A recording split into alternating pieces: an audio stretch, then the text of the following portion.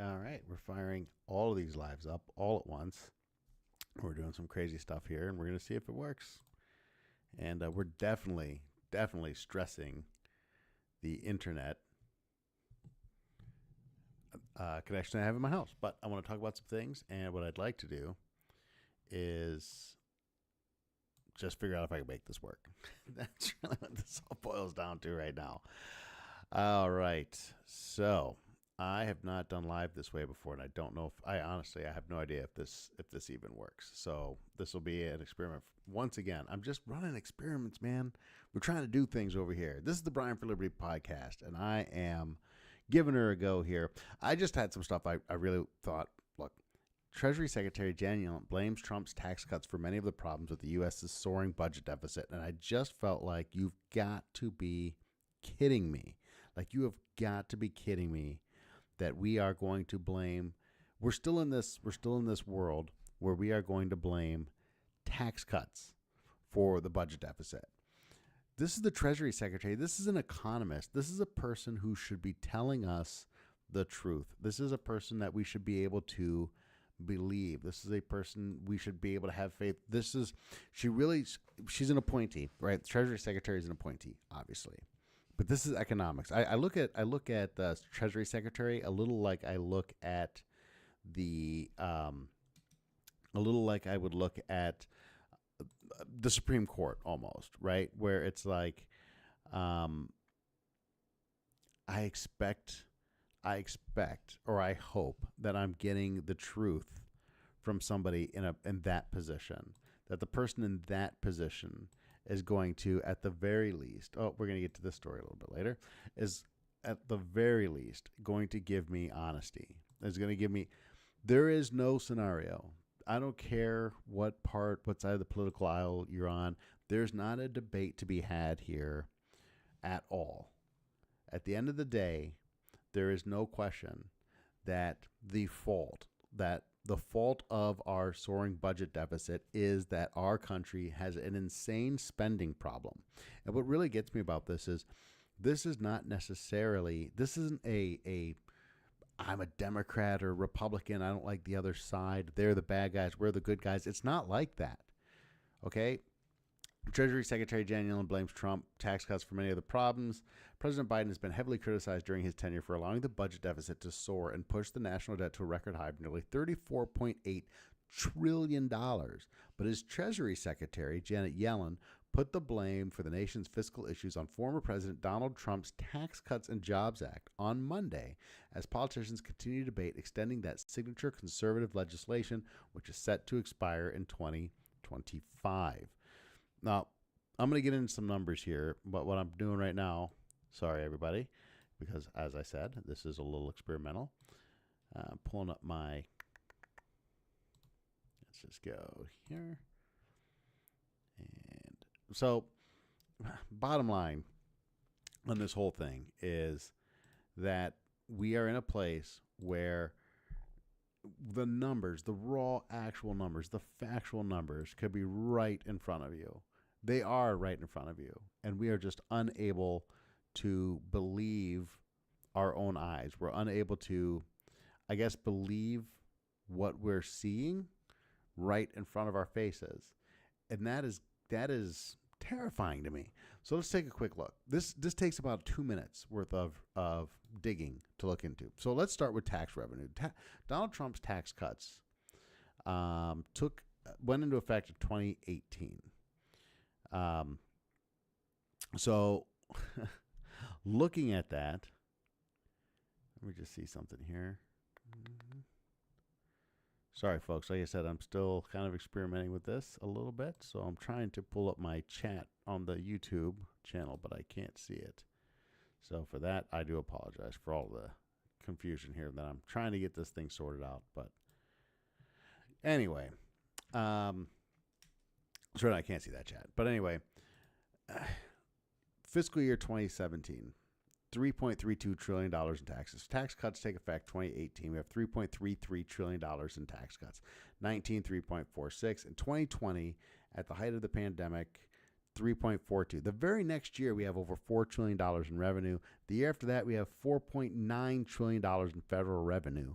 And in fiscal year 2023, this is the year that the big hit supposedly took place, right? We have $4.44 trillion in tax revenue.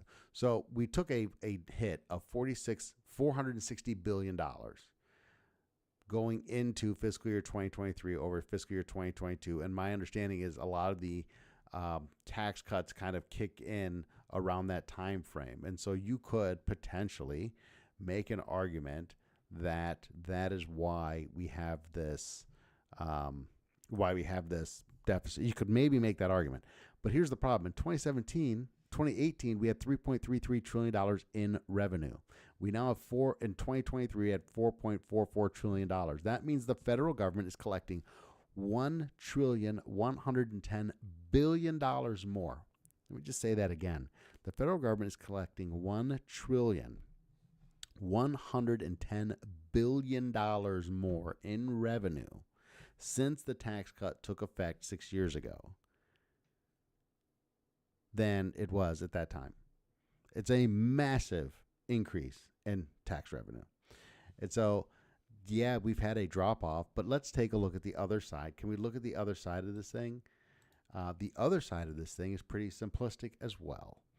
We're looking at government expenditures. 2019, this is in billions, so $7.351 trillion in 2019. 2018, $6.9 trillion. Here's what, and the problem I have, one problem we run into is that we have this scenario where I come off as some kind of a Trump defender. No, this happened under Trump. This massive increase in spending happened under Trump. So don't twist it here. It's not that I'm defending Donald Trump or his tax cuts. First of all, I'm a libertarian, so of course I'm going to defend tax cuts.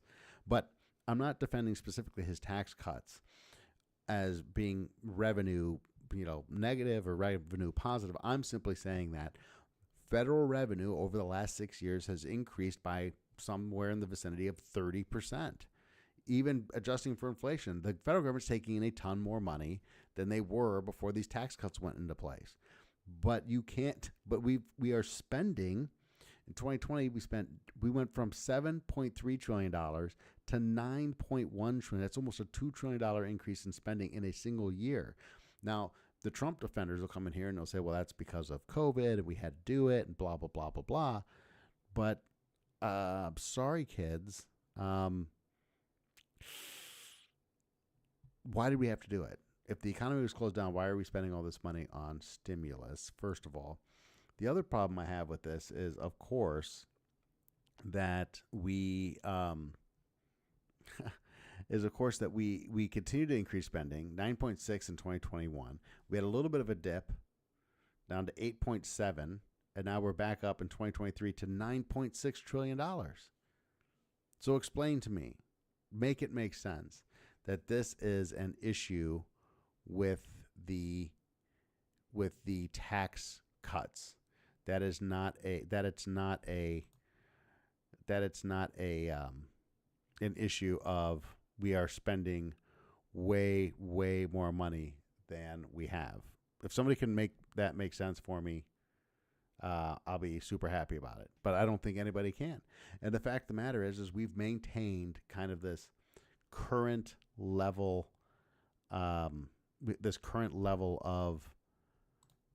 spending. This what would I call it? I would call it this COVID level of spending we have maintained through we're 4 years past COVID, but we've never gone back to this 6.9 to 7.3 trillion dollars, which, by the way, we'd still be running massive deficits, even with the increased revenue. So the point is, of course, that we are spending our way to insolvency. We're spending our way into an oblivion. And for the Treasury Secretary to come out and try and pretend that it's something other than that is just, to me, is just incredibly disingenuous.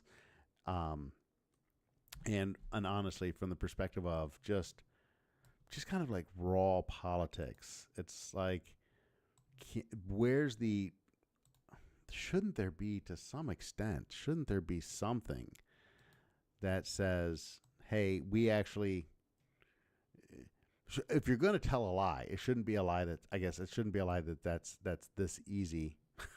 That's this easy to just, I can just go on here and look at the revenues, and I can go on here and I can look at the expenditures, and I can say, well, obviously the issue that we're having here is not that we are, okay, got it. So it's not letting me go live on both things. It's not letting me go live on Studio. So if you guys are here watching me on the phone, on my app, on my live, go follow my hyperlink over to YouTube, because I can't go live on Studio, and I'm trying to do this where I'm actually sharing my screen. So sorry for those of you who are used to seeing me live here on the phone and enjoy my lives. I'm trying to migrate out of here because, quite frankly, TikTok keeps suspending me. I get it. Once I get in here creating content on a regular basis, TikTok kicks me off.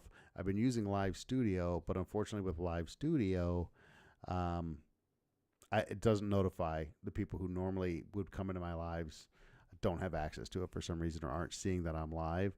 And so the people who enjoy my lives and come to my lives on a regular basis aren't there. So if you want to participate in my lives, you're going to end up, I guess we're going to have to migrate this over to YouTube, because I will continue to do it here for a while from the phone. But my long-term goal is to use Studio, because I'm using OBS to multi-stream here, Facebook and YouTube. So I just want to throw that out there to the people who are used to having me and having decent sound quality and all that stuff from the phone. That's what's going on right now. That's why it looks like it looks. That's why it sounds like it sounds. Go over to YouTube. Go over to my Facebook page. The hyperlinks are in my profile. Follow me over there, and you can participate in chat and all that stuff there, because unfortunately Live Studio does not, just, I don't know why you're joining to Live Studio is just trash. So I'm going to switch this over to Live Studio. Well, I'm not even going to bother switching it over at this point. Follow me over YouTube, Facebook, and everything should be up and running over there. So anyway, so that's the first story, and it drives me nuts just from the perspective of how bad things are getting bad. And we if we don't start recognizing that we're heading towards an actual financial disaster in this country, if we don't get our heads wrapped around the reality that this thing is not going to last forever, that you can't add over $1 trillion of debt, that you can't be spending $1 trillion a year just on interest on the debt. If we don't get our heads wrapped around that, these things that happen in, quote, other countries that can't happen here. You think the inflation we're seeing now is bad. You just wait until we get to a place where we're already spending more money on interest on the debt than we're spending on our military. That's a mind-boggling thing for, I think a lot of Americans just can't even wrap their heads around how bad things actually are. So, pretty important stuff. Things we should definitely be paying attention to. And the fact that there's this level of disingenuine, like this level of deceit coming from somebody in a position like Janet Yellen, that's, to me, it's actually a little terrifying. So next, I want to talk just briefly. I hit on this yesterday, but I wanted to touch on it again. This is another one of those things. Like, how do you wrap your mind around the fact that so we're constantly hearing about funding issues, and schools we don't have enough money in the schools. And for those of you, again, in my TikTok live here, I'm sharing these on YouTube and on Facebook. You can see the articles I'm referencing, and the sound quality and whatnot's going to be much better. Just trying to move my audience from this spot to the other spot, because TikTok, quite frankly, keeps suspending me, even though I'm not really talking about anything all that controversial. Every time I gain any kind of momentum on the TikTok app, I get taken down. So I am trying to migrate over to these other platforms. I hope some of you will follow me over on YouTube. The links are in my hyperlink in my profile. But Chicago Teacher Union demands $1.7 billion for librarians, climate champions, and gender support coordinators. Now, first of all, let me just say that I have no problem. Let's hire more librarians. Hey, I like librarians. I want the schools to have librarians. So, hey, librarians, Right on. Um, Gender support coordinators and climate champions, maybe not so much. The Chicago Teachers Union wants at least one librarian and librarian's assistant in each of Chicago's 623 schools, even in Douglas Academy High School, where there are only 35 students. They also want climate champions, gender support coordinators, and a total of 4,650 new positions at a cost of $1.7 billion, on top of what Chicago Public Schools already spends to employ current teachers, staff, and administrators, an amount driving a projected $91 million deficit in the coming school year. So this is interesting. When it comes to Douglas Academy High School, we're going to add 8 staff members is the demand that's being made there. Douglas Academy High School, we're going to add 8 staff members to their current roster of 23 full-time employees, 31 staffers, to educate 35 students. That's right. Douglas Academy has 35 students. We're going to have almost a 1-to-1 staff to student ratio at this academy. My question isn't even about the academy at that point. My question is, why is this thing even still open? Why are we what is the facility cost for a place like Douglas Academy? Why is this place still open? CTU has shown it prioritizes union jobs and dues. Now, look, some of this becomes obviously a bit of a hit piece where, this is probably a right-leaning, but I'm sorry, $1.7 billion. I just watched a thing by More Perfect Union the other day, and they were talking about stadium bills. And I don't agree with More Perfect Union very often, but this does relate. They're talking about this stadium deal that they're getting for the Oakland A's to build a new stadium in Nevada. It's like $350 some odd million. And they're talking about how Nevada schools are drastically underfunded. And just for a second, they do happen to mention that they did get a $2 billion budget increase for the public schools in Nevada. But they're upset about the $350 million for stadiums. I don't think tax money should go to stadiums. But they got $2,000 billion in a budget increase. And they barely mention it for like just a second, and then they start talking about $350 million for the stadium deal. So it's pretty funny how they do everything they can to protect the teachers' unions. And I know teachers, I know administrators, I know that these people want to do good work. The interests of the union and the interest of the teachers are not aligned. I genuinely believe that teachers want to do good work, that teachers want to do good things. And quite frankly, I don't see that that's the case when it comes to the union leaders. I don't think that's what they prioritize. And at the end of the day, just like we talk about all other special interests, right? We talk about corporate special interests, oil, defense, whatever.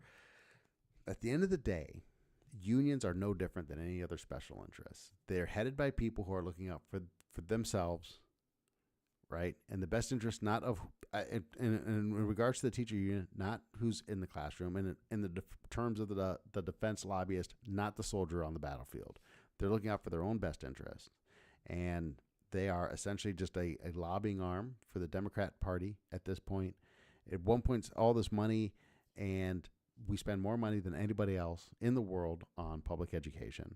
And here we are still lagging behind. And so it gets really old that we are constantly hearing about how our schools are underfunded, and we don't have enough money. And then you see the demands. You peel away some of the layers of what the demands the unions are making, and it's not for money in the classroom. It's not to improve the educational experience. It is to line the pockets of special interests. That's it. They're not any better just because they happen to represent teachers. Teachers maybe, they're just not. Sorry. CTU's leaked demands include mandates for new staff members at every school, regardless of enrollment. Some schools with larger enrollment could have more than one of some positions. The new positions include librarian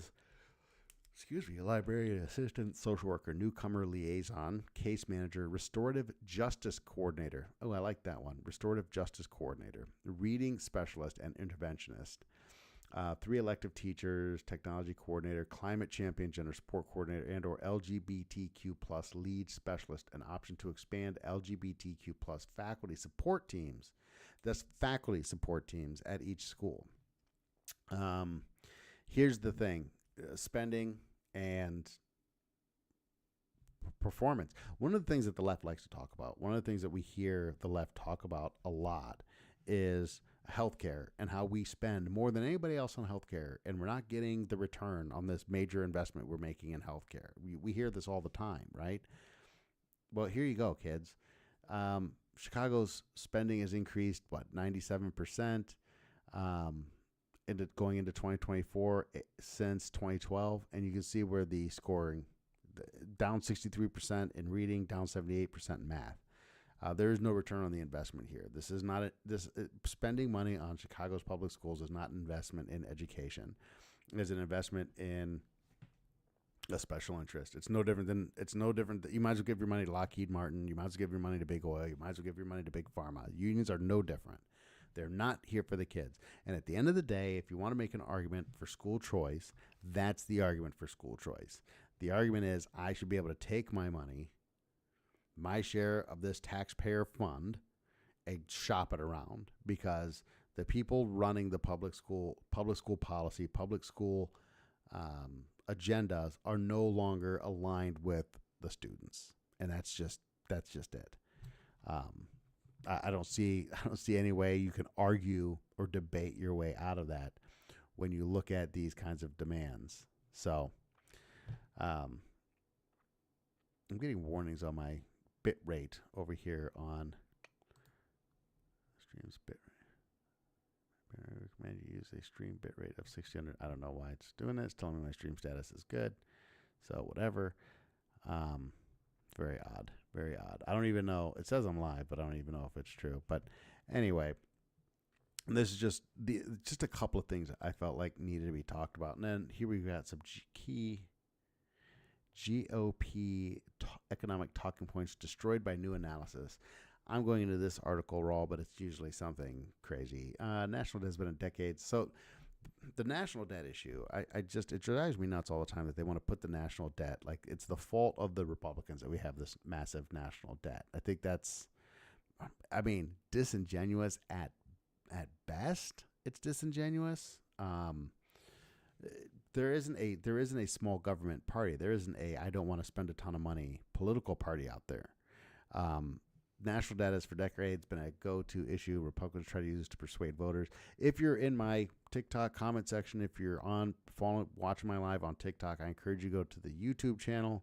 In my hyperlink, I am moving to there because I keep getting suspended on TikTok. Whenever I get any momentum going on TikTok, I end up getting a weeks-long suspension. So I am currently streaming live to YouTube and Facebook at the same time. So please move to one of my other social media platforms for better sound quality and to actually look at the articles that I'm referencing in this particular live. National debt has for decades been a go-to issue Republicans try to use to persuade voters against supporting social programs. An issue that has crept back to the forefront. New reports that annual interest payments serving the national debt has now exceeded what the U.S. spends on its military. I just mentioned that. But a new analysis reported by Axios makes it clear Republicans have their blame in the wrong place. So here's the funny thing. This is where you get into this two-party nonsense where you can start talking about how both parties, neither parties,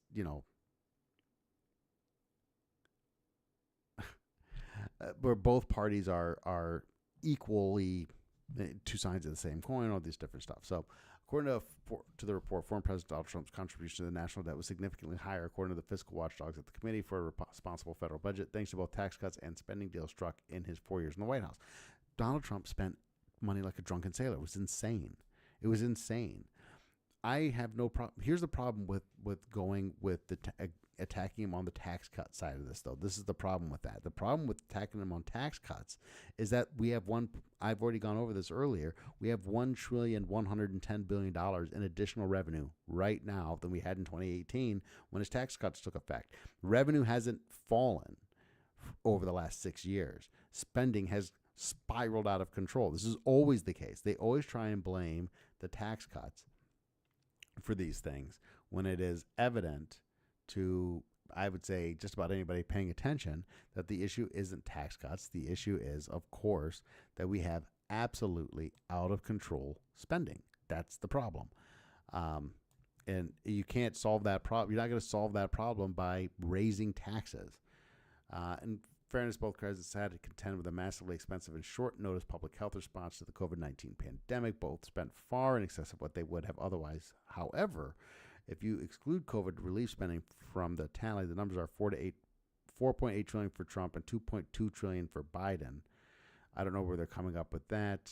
And then they go back to the 2017 legislation slashing taxes. But again, the revenue's up. Revenue was up every year. Every year after the Trump tax cut, revenue was higher, right? Revenue was higher every year after the Trump tax cut than it was the year the tax cut took effect. Even the COVID year, tax revenue was higher that year than it was in 2018 when the tax cuts took effect. So there hasn't been lost. So the perception of lost revenue, this is kind of how they do this. What they say is, well, we lost all this revenue, assuming that the additional revenue, the additional economic activity that was gained through the tax cuts would have still existed absent those tax cuts. And then they say, here's all the money we lost because of the tax cuts. We drastically reduced corporate tax cuts. And I'm going to defend for a second, and I know this is an unpopular thing, that the corporate tax cuts were permanent and the individual tax cut was not. But let me just point out why this was kind of an important thing to do. You had to make the corporate tax cuts permanent because what you're looking for from corporations, your payoff essentially for the corporate tax cut is long-term capital investment, long-term investment in the American economy. Well, you make those tax cuts temporary, you're not going to get long-term investment. These guys running these big corporations, they're not dumb. They can invest at a 21% tax rate because they look at the political climate and they go, we're probably not going to see this massive tax increase. We're probably not going to go back up there. So it's safe to bring some capital back in the United States, and we could look at this as kind of a stable tax rate. So we're going to get some long-term investment. In order to get this deal done, part of it had to be made temporary. I don't know why. I don't know the details of that negotiation. But if you're going to get a payoff from a corporate tax cut, then you have to make that tax cut permanent in order to get the long-term capital investment you need for that tax cut to pay off, right? So I can defend making the corporate tax cut permanent, even though that's something that Donald Trump is taking a lot of heat over. But look, the Democrats are pretty much in control. I don't think the Republicans are going to object if Joe Biden and the Democrats want to make that tax cut for the rest of us, the middle class and the workers and all that stuff. If they want to make that tax cut permanent, I don't think the Republicans are going to stand in the way of that. But for God's sakes, we got to get the spending under control. We got to stop pretending like that's not our issue. Of course, the issue is the spending. It's the spending. It's the spending. It's the spending. I don't know how many different ways it needs to be said that the problem is that we are spending way too much effing money. So that's that. And it always comes down to this, doesn't it? It always comes down to the talking point is always going to be that the tax cuts, we're just not taxing enough. And the rich people aren't paying their fair share. And it doesn't take a ton of research. It doesn't take an hour or hours online to just completely destroy that entire argument. But guess what? People fall for it. People do it.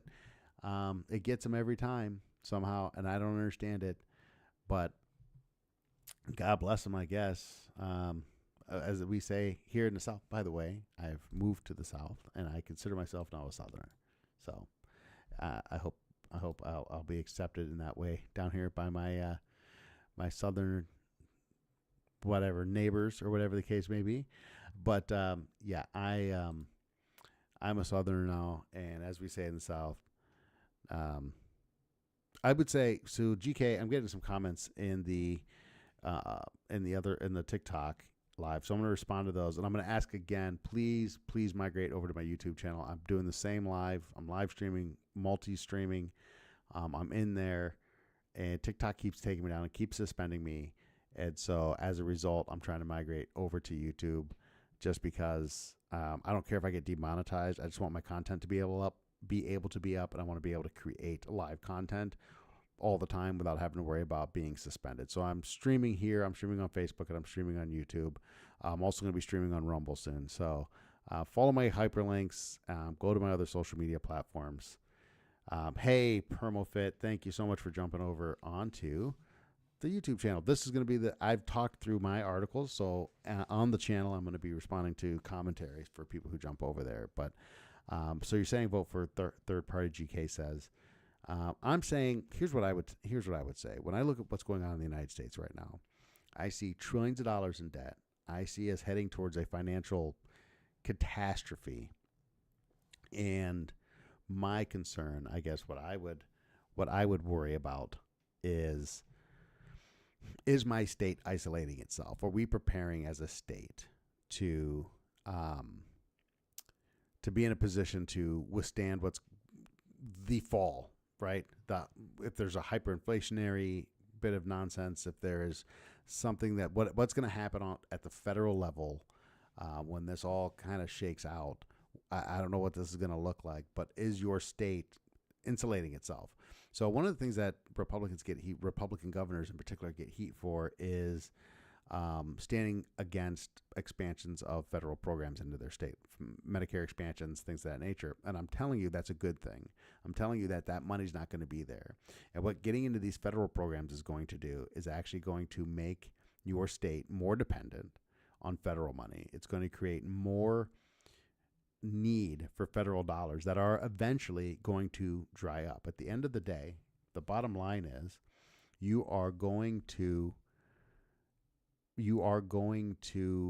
lose those federal dollars after they create the dependency.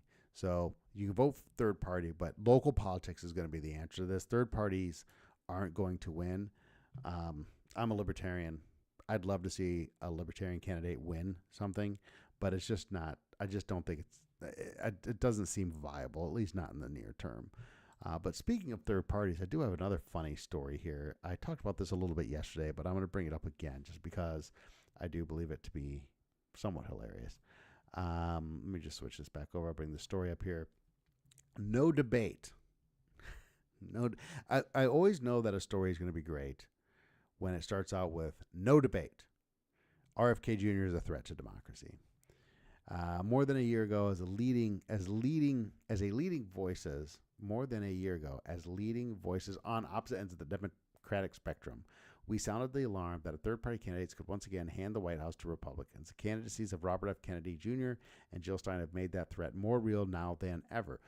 No, they're not the problem. Don't let them convince you that that's the issue. The issue is that the two predominant parties in this country have nominated people who are wildly unpopular, and more people are going to choose to stay home and not vote than vote for one of those two guys. That's it. If you're going to talk about it's going to hand the White House to one party or the other, that's why. More people will not vote than will individually vote for either of the candidates because you have wildly unappealing candidates. And at the end of the day, you could say that the Trump MAGA people are at least excited about their guy. I don't know anybody who's excited about Joe Biden, but more people are going to stay home and not vote than are going to vote for either candidate. Trump has tended to muddy the waters by characterizing RFK as a Democrat plant and a radical left liberal. No one should be fooled by this desperate attempt to define RFK as a liberal or even a Democrat. His policy stances read more like a resume to be Trump's running mate. He and third-party candidate Jill Stein are parroting views right out of the MAGA. I love this. Oh my God. Not a biased article at all. Right out of the MAGA Vladimir Putin playbook. And yet, perhaps counterintuitively, they risk dividing the anti-Trump coalition and putting a convicted felon back in power. Neither third-party candidate has any chance of winning the presidency. Let's put aside their lack of a path to 270 electoral votes and talk about their agendas. So you have RFK Jr. He's a conspiracy monger and anti-vaxxer. And look, I'm telling you, when it comes to being anti-vax, I'm not vaccinated. I'm not opposed to it. Go get it. For a lot of people, I think it was the right choice. For a lot of people, maybe it wasn't a great choice. For me, I just made my own decision. It doesn't really matter. I'm not anti anything, but he is a conspiracy theorist. The guy says some pretty crazy stuff.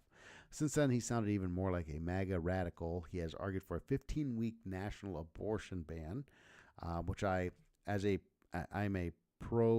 reluctantly pro-choice. I think abortion is horrible. I think we should be doing everything we can to prevent it. I don't think it's a good outcome for the woman.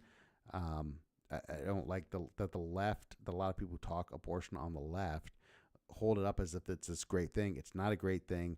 We need to eliminate unwanted pregnancies, and we need to work from that perspective. But anyway, I don't support an abortion ban. Declared that the government can do nothing to restrict gun violence. I mean, the proof's in the pudding. Said climate change is a pretext for clamping down totalitarian controls. I would say that if you look at climate policy, maybe he's not too far off there, and proclaim that Biden is a greater threat to U.S. democracy than Trump. He also released a YouTube video on the Ukraine war, riddled with so much Russian propaganda and misinformation that it took one journalist almost 3,000 words of analysis to correct the record. Good stuff. Stein. So Stein is Green Party, for those of you who don't know. To say that Stein is aligned somehow with Donald Trump is, sorry, folks, that's just a silly, that's nonsense.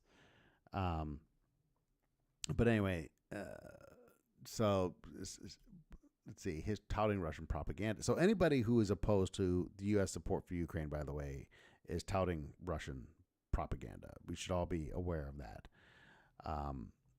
These are not the views of radical left liberals. There's a reason MAGA donors see bankrolling third-party candidates as money well spent. They know a strong third-party showing, even from those spouting MAGA rhetoric, is going to help Trump and hurt Biden.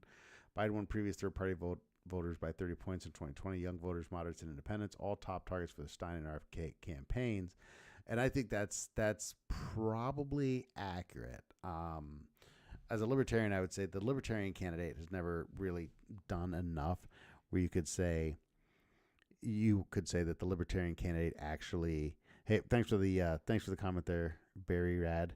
Again, I'm going to say it again to the people following me on TikTok. I'm live streaming simultaneously to YouTube and to Facebook. I'm going to try and migrate off the TikTok platform because I keep getting suspended. And I'm not talking about anything here that's conspiratorial or crazy, but it seems like every time I get a good streak of lives going, they suspend me for 7 days. So I am moving, better sound quality. You'll be able to see the articles I'm referencing, all that stuff on my other platforms. Anyway,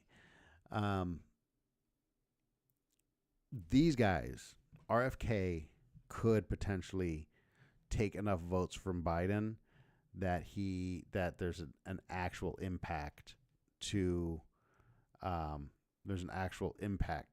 what's going on in the election. RFK could hurt Biden, I think, for real. So that would be interesting to see what kind of pool RFK has. Jill Stein has ran. I think Jill Stein pretty much runs in every political election. She's not going to take any more votes this year than she ever has. So I'm not super concerned that I don't really care because I don't care about either of these two presidential candidates. I don't really think Jill Stein's opposing a serious threat in terms of taking votes away from any of the major two candidates. So I don't know if that's true, but I think RFK in this race he's going to hurt Biden. I don't think he's going to hurt Trump. I think he's going to hurt Biden. But who knows? Who knows? We'll see. It's going to be interesting. Personally, my personal belief is Donald Trump's going to win. And I think Donald Trump's going to win in a landslide. That's if I were to make an election prediction. I don't think unless they can figure something out between now and November, I don't think you're going to have the ballot harvesting advantage that you did then. I don't think you're going to have some of these things take place. I think the Republicans are going to be a little bit better at that this time around, and they didn't have a ton of ground to make up. You know what I mean? I don't think they're going to make the mistake of overlooking that part again.